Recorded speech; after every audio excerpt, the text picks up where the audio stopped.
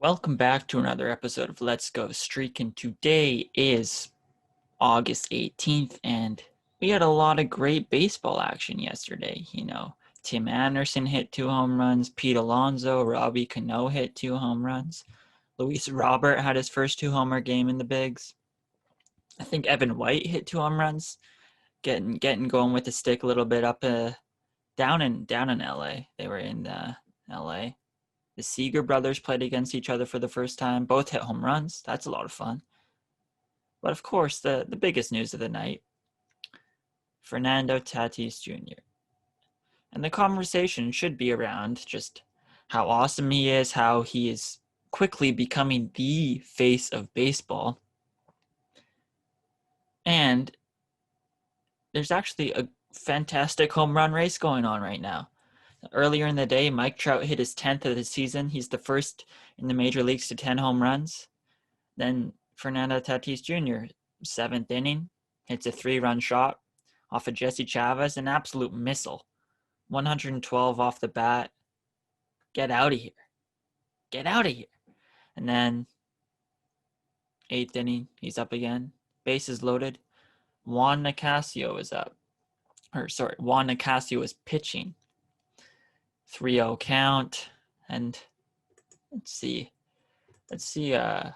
what kind of pitch he throws here. Let's see if it's a good competitive pitch, or if he just grooves one. 92 on the outer half. You don't want a grand slam. Just either make a better pitch, or don't fall behind 3-0.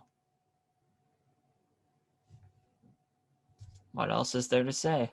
As soon as this happened, Chris Woodward, manager of the Texas Rangers, comes out. He's going to take Nicasio out, but he's looking into the Padres dugout the entire time, essentially. And he's obviously not very pleased with what has transpired. Now, Tatis is just playing the game how he knows it. He's an exciting player. He swings hard. He doesn't care that it's 3-0. Like, that old age of thinking is so stupid. I mean, a lot of pitchers still think that you can just get one over 3-0. And Colin McHugh had a good little Twitter thread this morning saying he would look at scouting reports before the games he pitched and see the swing rate on 3-0 and see if he could just groove a pitch over the middle or not. So the people that don't give up pitches are harder plate appearances, and obviously you can't give up any pitch to Fernando Tatis Jr. because he is just that good. And I'm just watching it back here.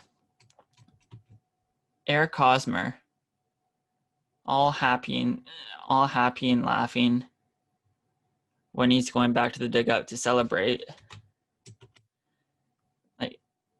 And then later on, he eats him out for it.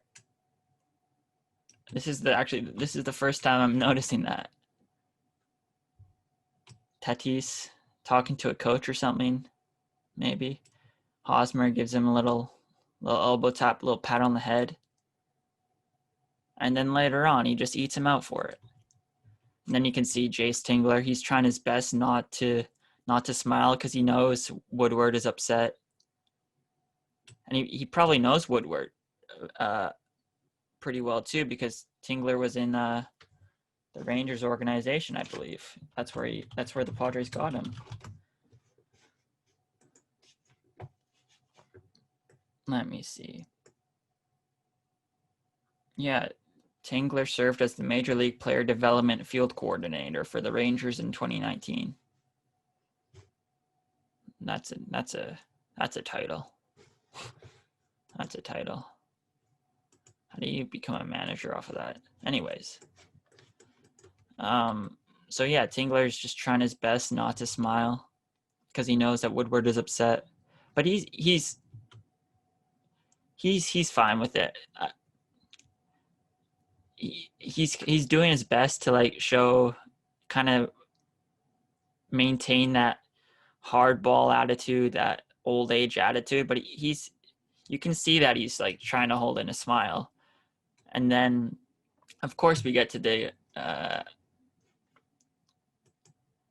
post-game press conference, and he's just trying to say the right thing, just to disengage the situation. Disengage isn't the right word. I don't know.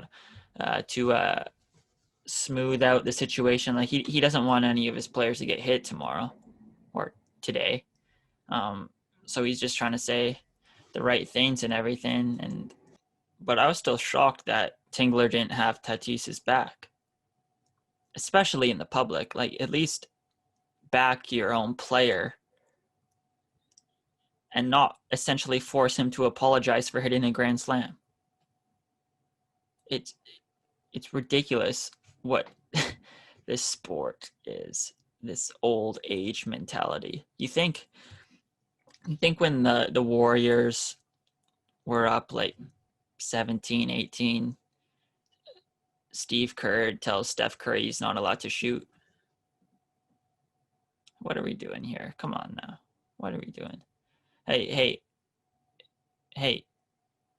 Giannis, we're up 16 right now. Can you maybe don't dunk right now? Just don't dunk. That has never been said. It's so frustrating to see. And I don't know, Chris Woodward just, what are you doing? Maybe he's just upset he never got the green light on 3-0. Just a little upset. But yeah, like as I was saying about Hosmer, as long as we have players like Hosmer in the game, it's gonna prevent it from progressing. Like, he's a hypocrite. He was celebrating his home run, and then in the next half inning, he was eating them out. Like, what are we doing here? Hosmer is just jealous that Tatis is actually good at baseball. And the best part about it, while Hosmer was explaining, oh, it's the score's up, it's a 3-0, you can't swing. Tatis is just staring off into the field, probably not even listening, because he is the leader of this team. Like Jayce Tingler, if Jayce Tingler's gone, Tatis Jr. isn't going to miss a heartbeat. If Eric Hosmer's gone, team probably gets better. At least in the... he's playing a little better this year. But he's learning to hit the ball in the air a little bit better. But, I mean, he's still not great. Very bad contract. But, I don't know.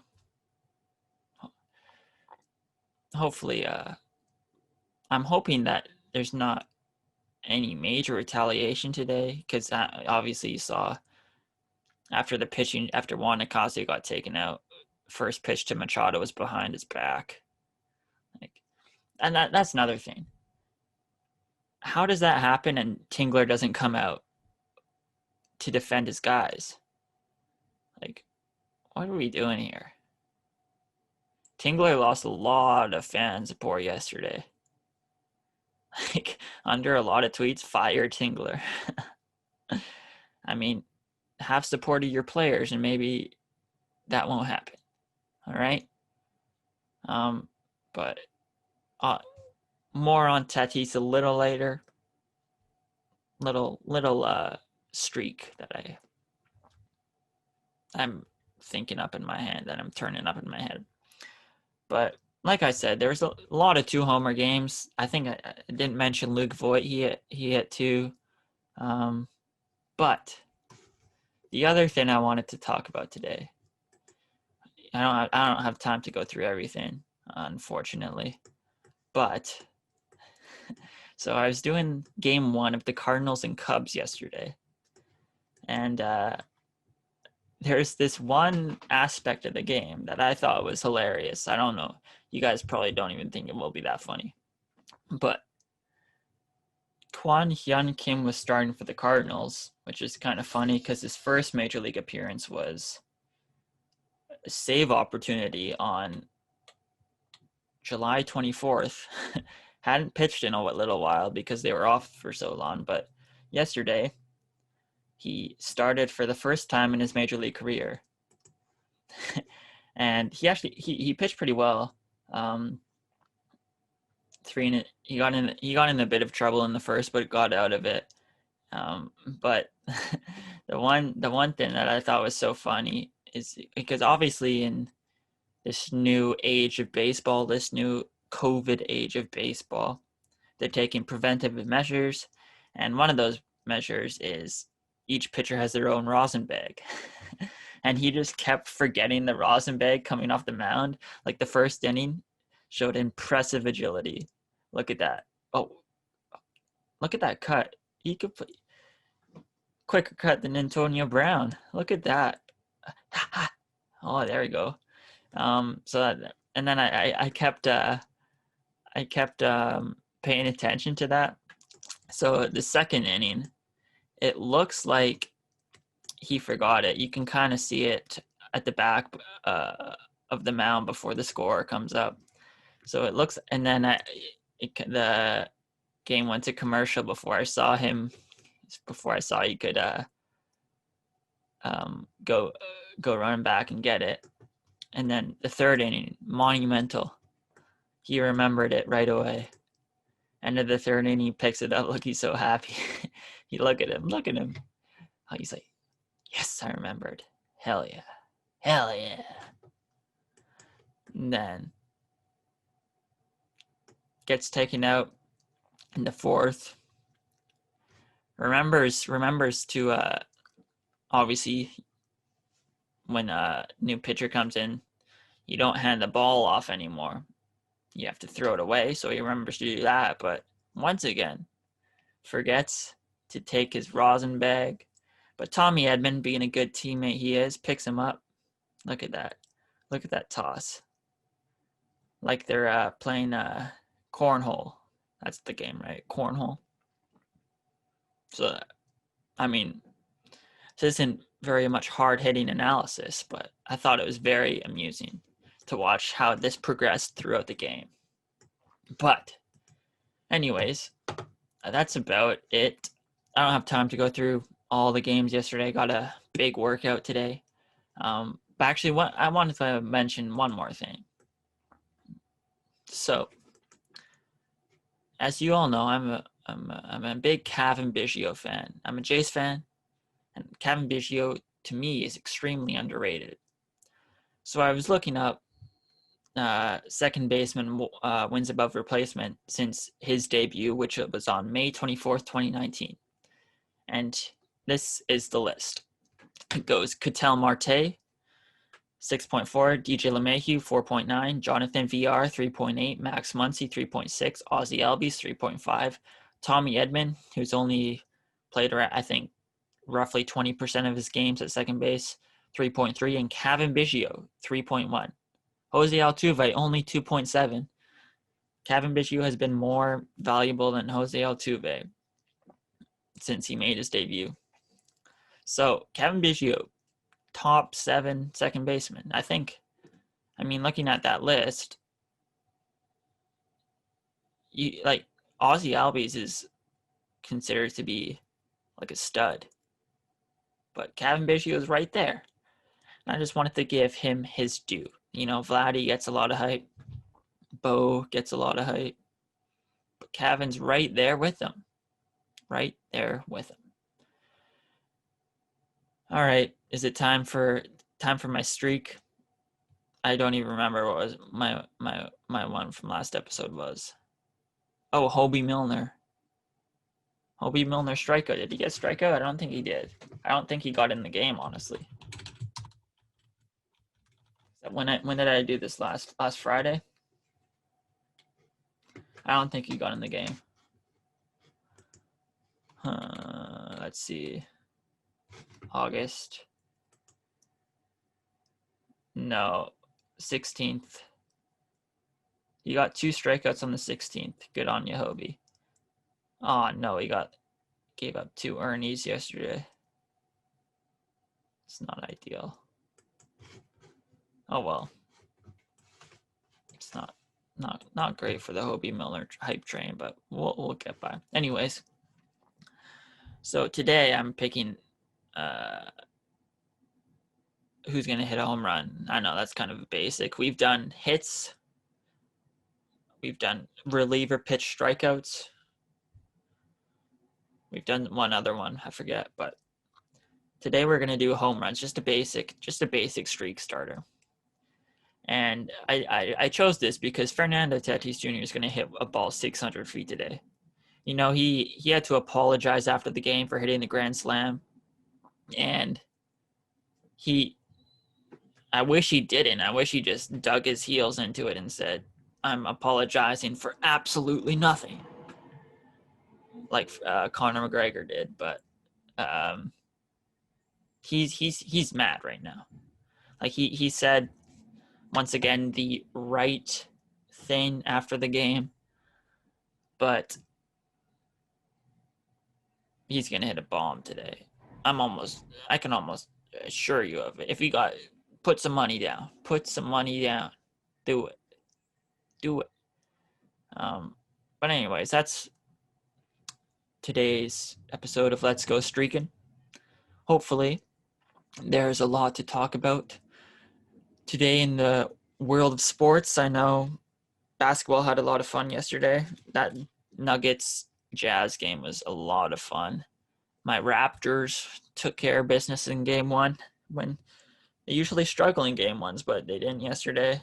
But I think Tanner and I are recording tomorrow morning, so we'll get that out for you guys. And thanks for the up in subscribers. We're going up pretty consistently at this point, so it's been good. But anyways, enjoy your days, enjoy your baseball, enjoy your basketball, and we'll see you tomorrow.